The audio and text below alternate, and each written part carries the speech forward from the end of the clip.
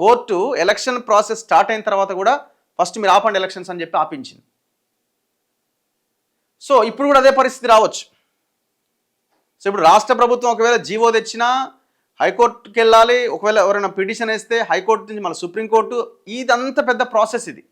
ఒకవేళ governor bill మీద సంతకం పెట్టి జీవో తీసుకొచ్చినా మరింత ఆలస్యమయ్యే అవకాశాలే ఉన్నాయి.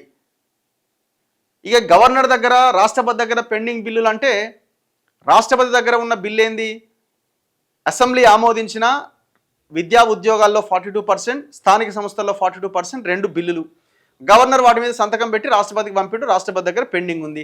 అది 9th షెడ్యూల్లో పెట్టాలి. దానికోసమే కొట్లాట అంతా, వాళ్ళు పెట్టమంటున్నారు, అట్లా ఆగిపోయింది.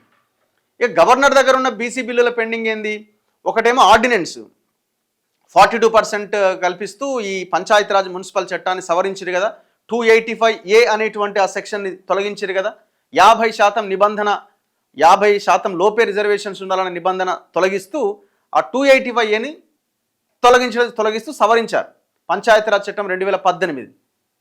ఆ ఆర్డినెన్స్ పెండింగ్ ఉంది. ఈ ఆర్డినెన్స్ మీద గవర్నర్ సంతకం పెడతలేడని అసెంబ్లీ సమావేశమై అసెంబ్లీని ఏకంగా ఆమోదించింది. ఇప్పుడు ఆ 2 బిల్లులు అక్కడ పెండింగ్ ఉన్నాయి. సో మరి ఆర్డినెన్స్ మీదనే సంతకం పెట్టలేదు ఆయన, మరి ఈ బిల్లుల మీద పెడతాడా, చూడాలి మరి ఏమైంది అన్నది. సో ఇట్లా ఈ 42% రిజర్వేషన్ మీద అన్ని రకాల సమస్యలు చుట్టుముట్టి ఉన్నాయి.